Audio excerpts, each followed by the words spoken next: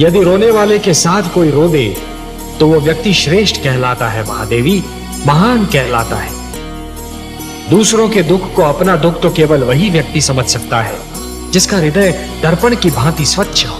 ये मैं बार बार यही कहता हूं कि कभी किसी को किसी का बुरा नहीं सोचना चाहिए, क्योंकि जो भी व्यक्ति किसी और का बुरा सोचता है अंत में उसका भी बुरा हो ही जाता है। महादेवी, कि जिस प्रकार जब एक पुरुष भटक जाता है तो केवल एक ही व्यक्ति भटकता है, परंतु जब एक नारी के पैर डगमगाने लगते हैं तो समस्त परिवार डगमगा जाता है।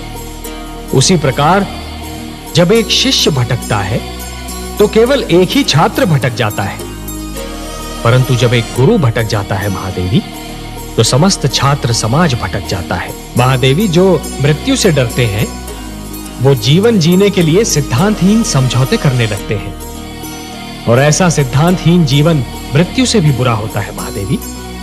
इतिहास साक्षी है कि जीतते तो वही हैं जो मृत्यु के भय पर विजय पा लेते हैं, और सिद्धांतहीन जीवन जीने वाले तो कायर होते हैं महादेवी। आपने सत्य कहा कमल नयन, मृत्यु से क्या भयभीत होना, वो तो एक दिन आकर ही रहेगी, किंतु मृत्यु के भय से जीवन का सुख चैन खोना मूर्खता है। जिस प्रकार अग्नि सूखी लकड़ी को सरलता से जला देती है, उसी प्रकार क्रोध सुंदर भावनाओं को सहजता से भस्म कर देता है।